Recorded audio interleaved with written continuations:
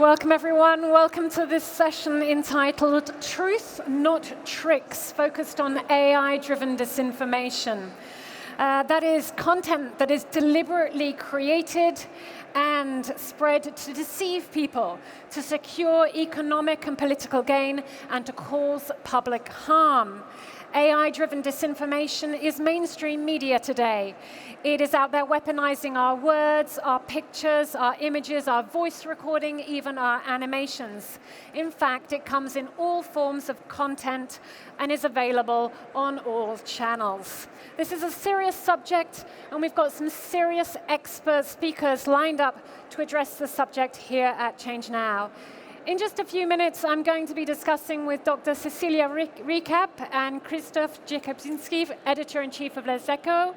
After that, I'll be calling up on stage Luisa Franco Machado,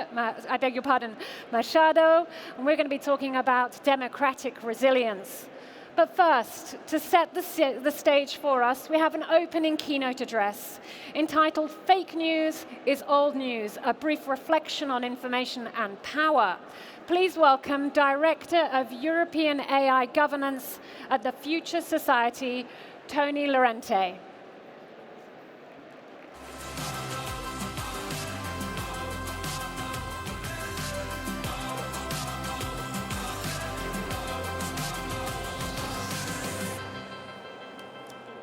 Thank you for the opportunity to speak here today. As was mentioned in the introduction, I'm here from the Future Society, an independent non-profit organization established a decade ago that today focuses on a mission to align AI through better governance.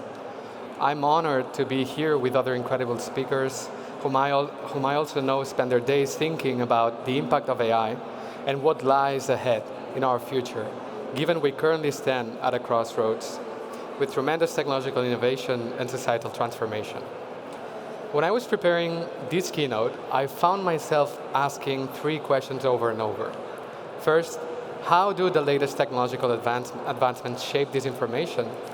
Second, how does AI-driven disinformation affect the redistribution of political power? And third, what's left for us to do? While I will not attempt to answer all of these questions in depth, that would be crazy, I hope that a superficial scratch suffices to spark the conversation. Before I start, though, I wanted to share a brief historical note to put into perspective what we will be discussing here in the next hour or so. It is tempting to think that fake news and disinformation are relatively new practices. It is harder and harder to remember life before social media.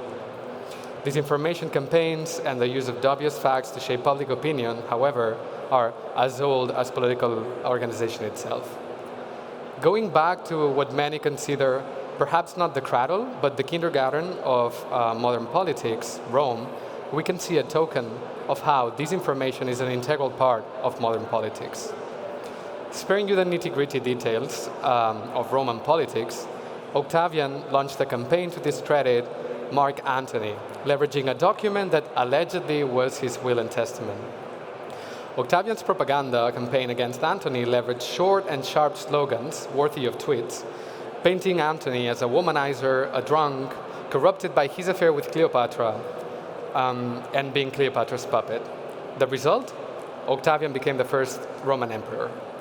This historical beat, however, is not an outlier. As our history attests, fake news and disinformation campaigns are endemic to political dynamics.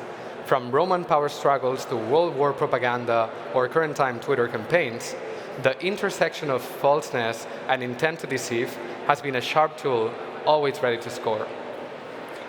Many of you in this room have surely been thinking about the issues we'll be talking about today. However, I would like to lay out a few relevant pieces on how I believe late technological advancements have shaped disinformation. The mass adoption of social media and the increased connectivity through access to broadband internet and portable devices like smartphones has triggered a shift in power balance around narrative control and information reach. Media has traditionally been considered to be the fourth estate or the fourth power. However, and with an ever-increasing use of social media to share and access information, this reality is being put into question. The fact that 17% of adults in the US often get their news from TikTok is not the alarming part. The alarming part is that since 2020, there's been a six-fold increase in that share. It is widely acknowledged that traditional media has its own limitations and problems. However, there is a qualitative difference between professional reporting and content generation. And this difference has direct consequences on information generation and consumption patterns. From a well-researched piece that's usually contrasted and has been checked by professional fact-checkers, to a high-paced, highly emotional slogan to convey punchy messages without too much detail. As a result, the nature of the information that is being shared and consumed is changing as the distribution channels change as well. More information results in more competition, more options. Information bits are thus compressed to 100 and so characters, to 10-second videos, to a handful of pictures, and with these, as research shows, our attention spans also decrease. This has a direct effect on how deep one is willing to go to contrast a fact. However, it also has a parallel effect on how people are defining their goals and aspirations. More and more career surveys today show that not only children, but also adults want to be content creators or influencers. The sociological implications of these are various, from a decrease in signal-to-noise ratio in current digital environments, to a more lax approach to truth and facts. Tailor-made feeds are bolstering echo chambers in unprecedented ways. But the scale of the problem is made apparent when we look at the numbers. 94.2% of the world's internet currently now use social media every month. That is roughly 5.24 billion people in the world. Moreover, 7.21 billion people, that is around 90% of the population, own a smartphone. An average screen time north of 4 hours is common, and this figure only increases when age decreases. We are in fact more connected than ever, but to what? In a context where human connection and even value creation are digitally mediated and open to any, disinformation finds its perfect environment to thrive. In a way, this is the new liberal epitome. Social media provides a platform to harness one's own life, work, or hobbies into potential sources of income, while polluting the environment, both literally and figuratively, for the sake of feeding the infinite scroll. And this is where AI comes into play. More capable models can take hundreds, if not thousands, of variables into account to infer value and recommend better content to you. Yet the proxy for value here is engagement, and the truth is that our somewhat primitive brain tends to prefer yet another cooking video over an opinion piece on some historical topic that's rather complex. As Kara Swisher put it, more and more people across the globe get their news and cues from social media. It has a scary ability to generate anxiety and rage, and it is addictive. In her research, she spoke to a handful of experts, and she said that they all came to the same conclusion. In the new paradigm, engagement equals enragement. This is why information, oftentimes costly to access and to process, can lose by a landslide when put face-to-face against loud headlines. The second question I mentioned is how are these new technological developments affecting and redistributing political power? The crisis of the fourth power is not leaving a power void. On the contrary, social media platforms are channeling some of it. Understanding social media as platforms to disseminate and access information, AI-driven mediation is increasingly playing an important role. From the presidential elections in Romania, which had to be called off due to external influence, to Twitter and Facebook's steer towards minimal to no content moderation, the interplay of privately owned platforms and political interests of various types is reshaping contemporary politics.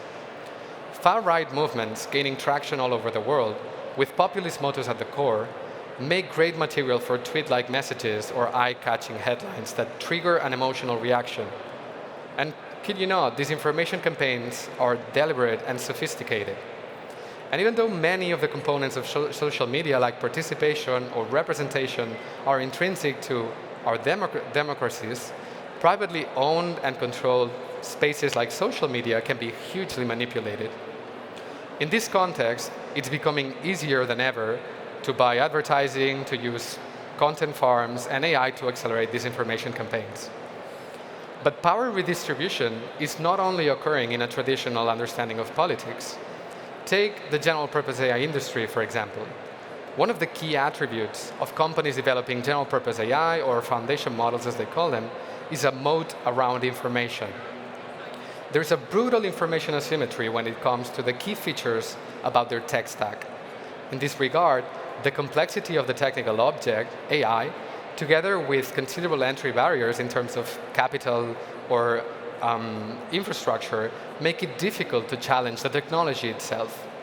Yes, there is a black box, but the problem is that the black box is sitting in a black room with no windows for other stakeholders to pick. Regulators, and EU regulators in particular, have been confronted with this reality. When big tech companies, for example, claim that a certain piece of regulation is too burdensome or too anti-innovation, the baseline for anyone else to assess this claim is a lack of information about what big tech is doing and a lack of knowledge about how costly it is to do so. And even if that does not amount to disinformation by itself, the impossibility to contrast facts together with a feeling that the AI revolution is coming pushes policy conversations toward narratives that may or may not be grounded in facts. Moreover, this example is particularly interesting because this type of asymmetry fosters AI capabilities that are not being oversight. In turn, more powerful AI lowers the barriers to generate or fabricate plausible, albeit false, information. Here, I want to draw the attention to the difference between AI-mediated and AI-generated disinformation. On the one hand, AI mediation is relevant because it determines who accesses what content. I was recently in a presentation where the speaker posed a hypothesis that AI-driven content moderation was preventing grassroots movements. My first instinct was to ask, well, but when has content moderation, broadly understood, ever favored grassroots movements? The key point here is that while AI is augmenting some of the problems related to information and power, these problems are not intrinsic to AI, but to the interplay between political power and information flows. However, AI-mediated content is rooted in a paradigm where algorithms favor engagement or enragement over veracity or closeness to ground truth, triggering in turn an epistemological shift where the very importance of facts is brought into question.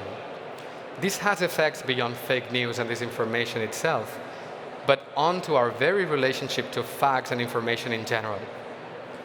On the other hand, AI-generated information is problematic for a number of reasons. We're all exposed to the AI slop that's clogging our networks. And in a world where AI is being thrown into every product and service, a critical eye is, if anything, more important than ever. LLMs and chatbots are great at providing plausible outputs and responses that do not necessarily reflect the ground truth or that are not rooted in facts. Because of the probabilistic nature of these models, at least in their current form, they are great at looking right, not so much in being right. And while it is true that certain enhancement techniques can improve the quality of the information these models produce, that is not a silver bullet. For example, search-augmented systems prioritize recent information. And while this opens up the possibility for these systems to remain accurate, it also enhances the possibility for fabricated facts to be more easily leveraged. In short, as models become more connected to real-time information, they can be more easily manipulated. In this regard, the path from the rather rudimentary talk of the town sharing of information through printed press, search engines, social media, and ultimately LLMs is one of expansion in terms of reach and scope, but at the same time, it's one of narrowing in terms of diversity of views. This paradox has profound implications on the type of information we have access to, but also on the process to get that information. It affords access to virtually all information available, yet this is more and more narrowly delivered. In automating the process of search, evaluation, and information curation, the nuance that comes with just doing it is also lost. This is more and more important as the outputs of AI models become more plausible and complex. The path from amateur deepfakes with 6 fingers to completely realistic videos has been a short one. And projecting that path onto the future, even if we take a conservative linear trend, raises deeper questions for our democracies. We've failed to address the challenge of disinformation and its very real life consequences. And now AI is supercharging the issue. So what is left for us to do? One question we can ask ourselves, regardless of whether you are a business owner, a researcher, procuring an AI product or service, or an end user, is what are we handing over when we incorporate AI into our lives and our pipelines? This question is not by any means intended to deter AI adoption. On the contrary, I believe asking this question can actually foster responsible and valuable applications of AI. But in the same way one would not use a pan to drive a nail through the wall, even if one could do that, seeking information through probabilistic models or letting social media feeds be the chisel to shape our worldviews entails a purpose drift with dire consequences. And when we use AI to write our emails, our briefs, reports, messages, we renounce what comes with it. One could say search engines already did that in a way, and I would agree with that.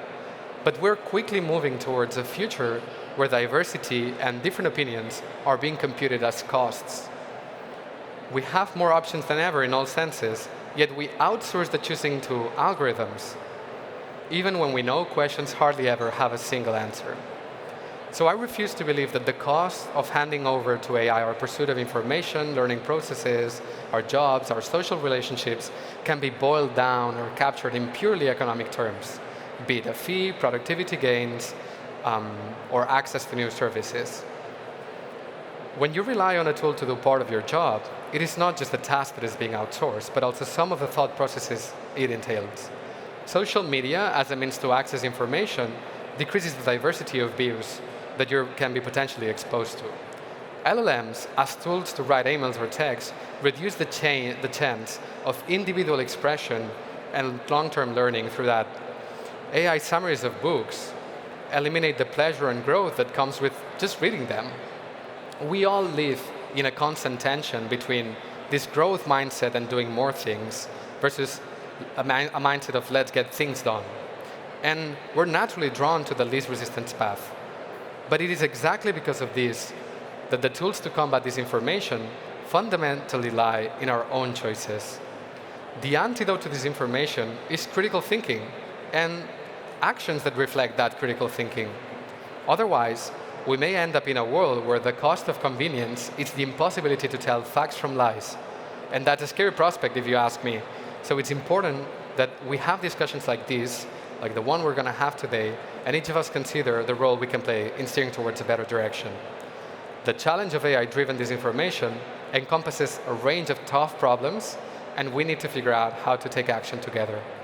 I know we'll be getting more food for thought shortly from our brilliant speakers, which will help us explore this issue further. Thank you very much, and please feel free to reach out.